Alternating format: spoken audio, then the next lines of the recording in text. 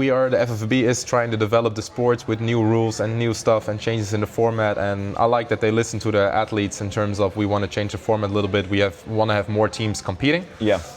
Now we're at the system where we think, okay, this is tough because we have a weird round in between how we're going to fix this.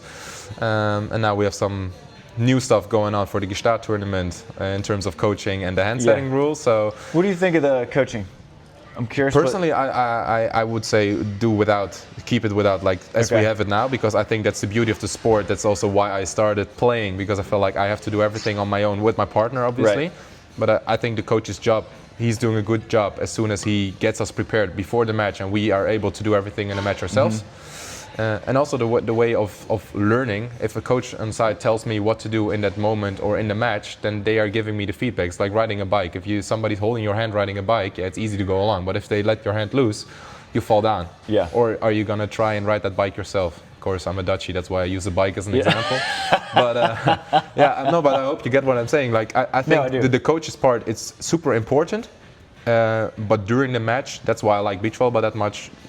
Go without a coach. Yeah. And now we're gonna see what is going on with all the teams, because not all the teams have a coach with them on the tour. So some teams will have the benefit of having a coach now with them in their box, in their seats, and some teams will not have it. So I'm really curious how that's gonna look like, but also what are the benefits gonna be for the teams who are using a coach. Yeah. Some teams might still say, hey, we still want to play without a coach, even though it's possible that we have one. So it's a new development. We have to see. They want to see it as a test event, try it as a test event. So They're testing that in Gestart?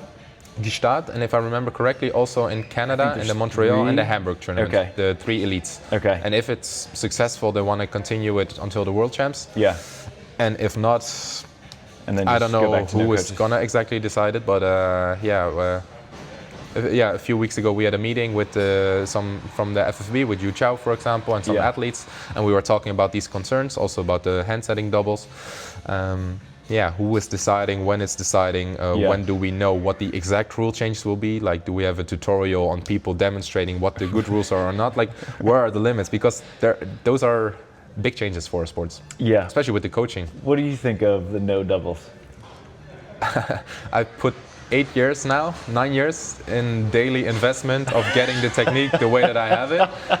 I'm very proud of how I can hand set, because there are barely any doubles and barely any lifts, in my opinion.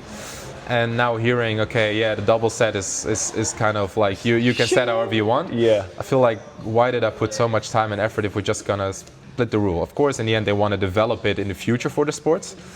But then I feel like, then basically even any middle from an indoor could be tall enough and just kind of push that balls up. I feel like it's taking the beauty out of the sport. Yeah. If you see guys like Losiak, my former partner, Dirk Boulet, I can name like 20 more people who have a real nice hand setting, which I think is perfect for beach volleyball.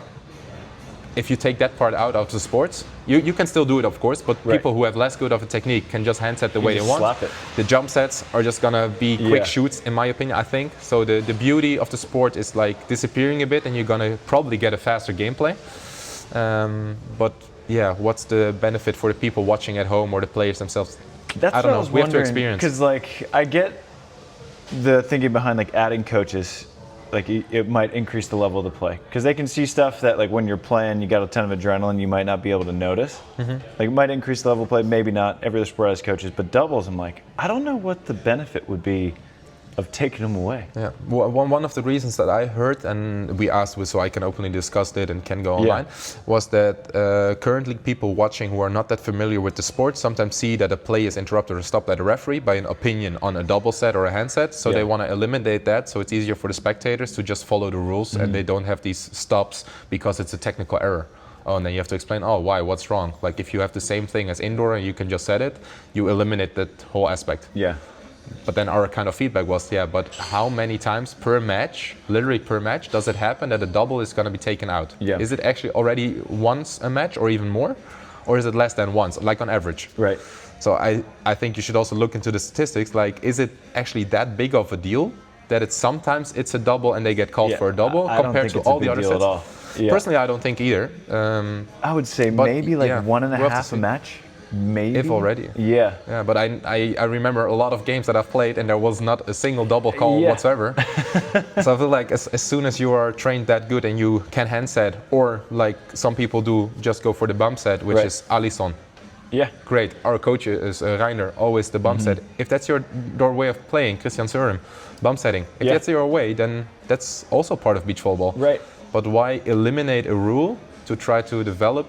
Yeah, for me it feels a bit weird, but also because it's kind of personally for me, like I invested so much time. You made it a skill. Just kind of, I made it a skill, I'm happy that how Yorick and I can play, how we can like cover, handset, quick plays, how we play. And that's that benefit of us training so hard to get somewhere. And I think a lot of other teams will also have it in their ways. It's going to be kind of eliminated now, so from our gameplay then. Yeah. So I'm hoping that one gets shot down. Honestly, I hope that both will get shot down. Yeah, but from the reaction of the players, I don't think I think the doubles will remain a thing. Yeah.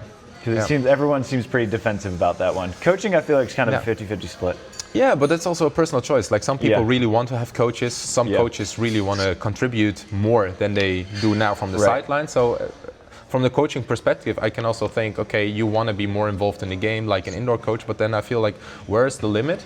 If you say, okay, now we can have a coach who is like behind the seats and you can only talk during the timeouts. Yeah.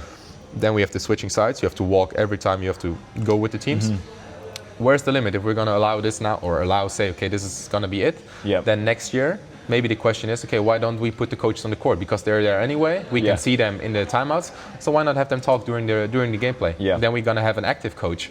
So for me, I'm more like, okay, if we're kind of changing the rules and the gameplay and the coaching now, like where's the limit if we're going to push for more and push for more and push for more?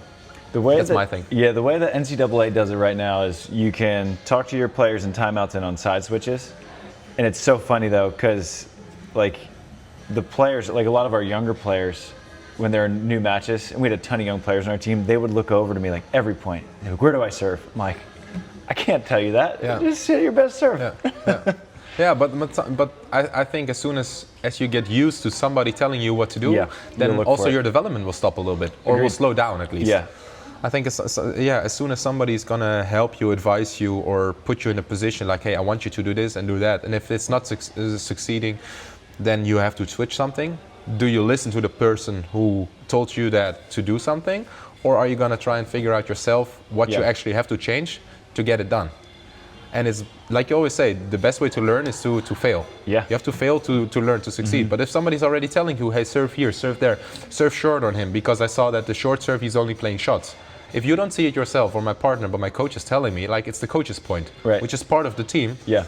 But I would appreciate it more if I find out after 3 or 4 or 5 short serves that is happening, instead of after the first straight away, now he's only playing shots. Like, let me figure it out. Yeah. But on the other hand, I also have to say we have to experience how it will be. We have to experience also the level of volleyball or the points difference. Maybe some things are totally going to change. Yeah.